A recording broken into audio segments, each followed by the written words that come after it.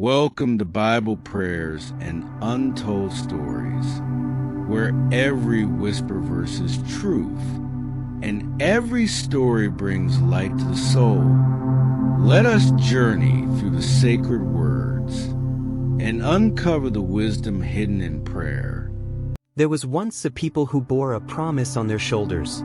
Under the yoke of a brutal empire, they lifted their heads, not in strength but in the promise of a Redeemer to come. But that promise became a distant dream, when the gates of Jerusalem rang with the drums of war, when children grew up without knowing what freedom was, when faith was the only thing left among the ashes of hope. And then, in a night that seemed silent forever, a strange light appeared, not on a throne, but in a cold manger where no one expected it. A child cried for the first time, but that cry echoed not only in space, but in the depths of the human soul. The promise had begun to take shape. And you, who are listening, are you ready to open the door of your heart and join us in the untold story? Jerusalem at night. The ancient city lies under the dark purple night. The wind blows through each roof.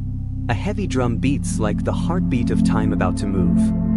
There are long nights not measured by time, but measured by the anticipation accumulated through each generation. Jerusalem, the heart of a nation, is now only a silent sigh in the darkness of foreign invasion. A small house, where an old Jewish man places his hand on the scroll of the Bible. The flickering candlelight shines on his wrinkled face. He whispers a prayer, "Please remember the promise. Our Redeemer." A young woman hugs her son tightly in the corner of the house, her eyes filled with tears looking toward the east. On the roof, a glimmering star has just appeared. They have lost everything: land, house, freedom. But there is one thing they will not let anyone take away: faith. And in that darkness, the mother weeps for her child. The father breaks his knees in prayer. And the wise men turn the pages of ancient prophecies.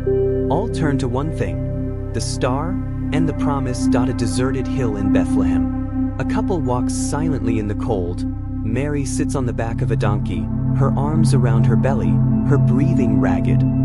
There are no trumpets of welcome, no thrones, no palaces, only a cold, damp cave where animals spend the night. And there, a miracle quietly blooms. Mary gives birth to the child. The light from the star shines straight down on the manger. Joseph's tears, his breath, his trembling hands. Then, silence. No one knows, but the heavens have opened. The angels have sung invisibly, and a star not only guides, but guides the soul back to the light. On a hillside, the shepherds fall asleep by the fire.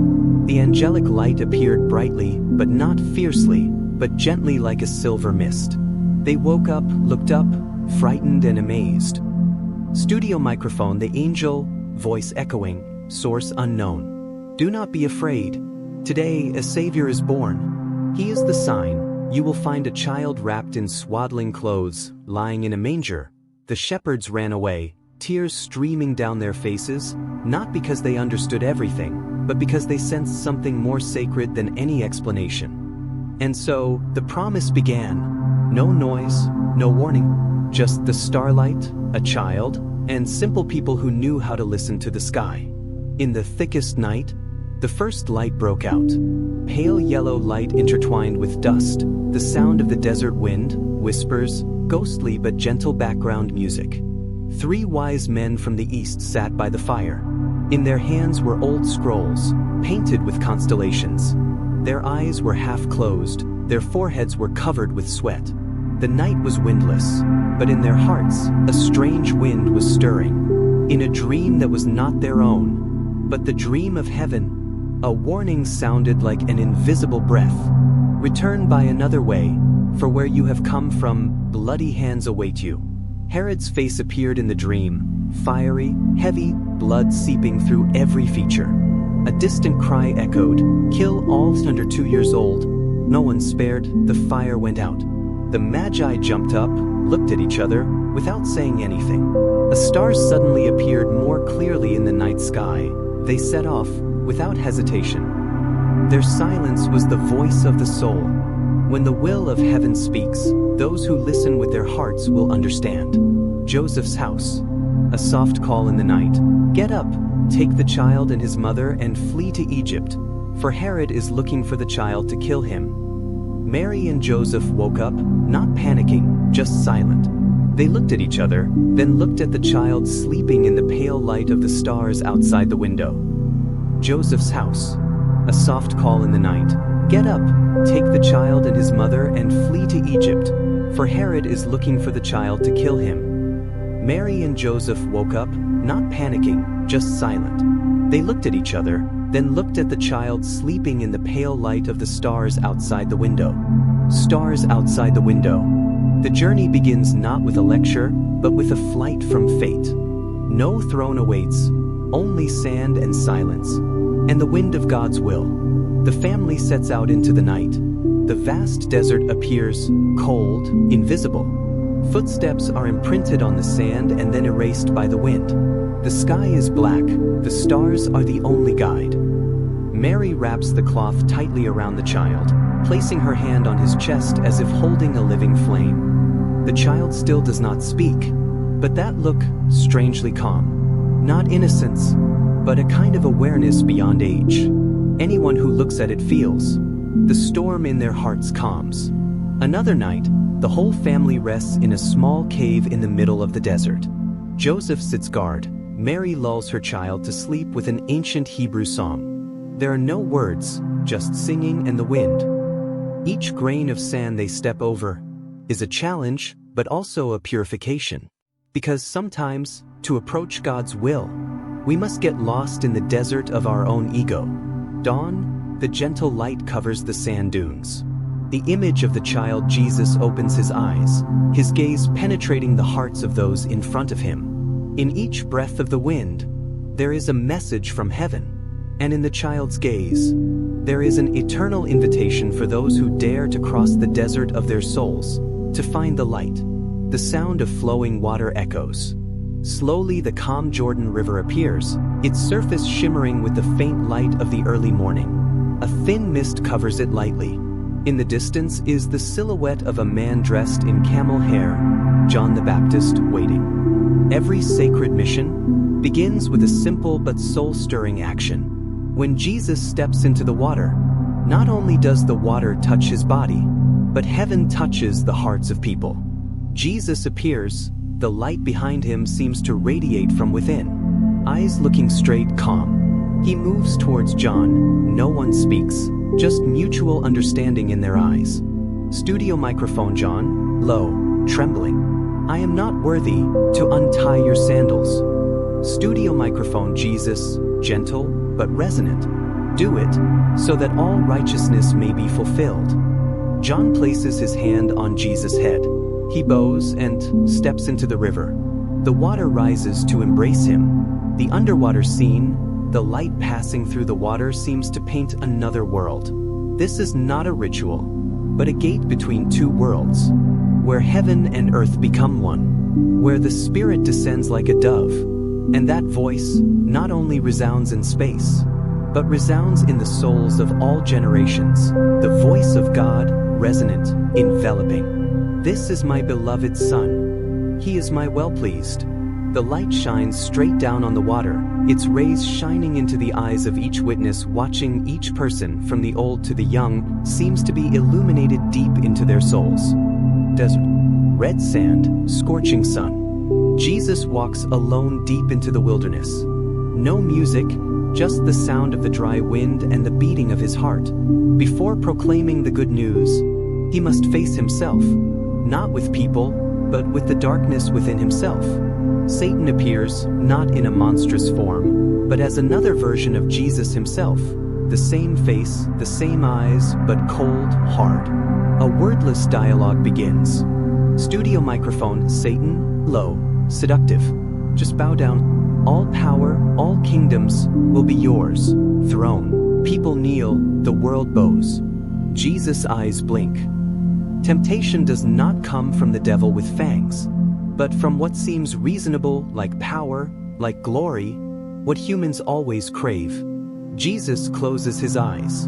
The poor, the sick, the outcast, his eyes are open. the light shines straight from within, shining on the dark self.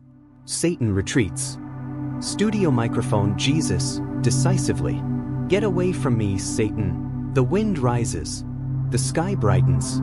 Jesus stands in the middle of the desert, his long shadow spread across the sand like a halo of light in the midst of the trial. No one witnesses. No one applauds. But the door has opened. The invisible prophet has set out, not by miracles, but by overcoming temptation with love. An empty field near the Sea of Galilee, dawn. People from all over, the sick, the blind, the miserable, came silently, holding hands, eyes filled with hope. Jesus appeared on a small hill. He said nothing, only looked. They did not come to listen to a philosopher. They did not come to see a magician. Because their hearts were tired. And in Jesus, they recognized something beyond flesh and glory. A blind man touched the hem of his garment, light fell on his face, his eyes opened, but the first thing he saw was not the world, but Jesus' compassionate gaze. Each miracle was not just a healing, it was a door that opened to another depth of reality. There, truth and love were the only laws. A leper knelt at his feet, saying, "If you wish, you can make me clean." Jesus touched his shoulder. There was no dazzling light, no dramatic music, just a sacred silence. Then, the skin becomes whole again. The mountain, the wind blows. Jesus stands in the vast landscape. Hundreds of people gather around. Absolute silence. They wait for his words like the earth waits for rain. And then, he opens his mouth, not as a preacher, but as a river of light, washing away the dust of reason and cleansing the sleeping soul. Jesus says, "Blessed are the poor in spirit, for theirs is the kingdom of heaven." The sermon follows. Each sentence seems to penetrate each soul, as if not spoken outwardly, but deep into each person's heart. Each sermon appears with a hidden light, flying from his mouth, entering each person's heart. When it touches them, that light turns into small seeds, germinating inside. A mustard seed, small like a doubt, but if it is planted in faith, it can move mountains of doubt, pain, and despair. That a child holds a mustard seed in his hand, the wind blows, the little hand drops it on the sandy soil. The first ray of sunlight shines on the place where the seed fell, a shoot sprouts. The mountain that day, not just rocks, but a place where soul meets soul, where the word meets the heart, and each person becomes a dwelling place for the kingdom of heaven. The people quietly leave the mountain. No one says anything, but everyone's eyes are bright, as if they have just woken up from a long sleep. He did not build a temple. He did not write a book. He planted a kingdom in people's hearts, and that kingdom will never be defeated. The sky is dark, the wind blows strongly like a trumpet from the sky. A group of people silently passes through the ancient stone streets. Jesus, hands tied, walks in the middle. No screams, no resistance, only a deep gaze like the universe silently observing the transformation of history. People think this is the end. They think the cross is the end of a strange life. But they do not know. The cross is not a stop, but a gate. The nails are driven into the hands. The camera does not focus on the blood, but slows down the eyes of Jesus, not angry, but full of forgiveness. A tear falls to the ground, blends with the rock, and blossoms into a dim bud of light. Each drop of blood is not just pain, but the ink that rewrites the old covenant. From law to mercy, his love has no conditions, no merit, only a heart that dares to open. Jesus hangs on the cross, the sky darkens. The darkness swallows all sound. Jesus cries out, "Eli, Eli, lama sabachthani." The earth shakes, but it shakes in the hearts of those who witness it. They do not understand, but they feel something changing at the core of the world. The ground splits. The temple curtain is torn in two, symbolizing the dissolution of the old boundary between man and God. And then he says nothing more. Only the wind blows through the hearts of humanity, and silence is filled with light. 3 days later, the stone tomb opens. No body, no music, only light flows through every speck of dust. Mary Magdalene stands motionless, tears falling from her eyes in amazement. Behind her, a voice. Studio microphone. Jesus, gentle, kind. Mary. Mary turns around, eyes meet eyes, no words needed, faith blossoms from doubt. Leading voice, loud, radiant. The resurrection is not just a return to life. It is a reversal of the whole old order. From pain, hope. From death, eternity. From human, living celestial. The room where the disciples are gathered, doors closed, fear.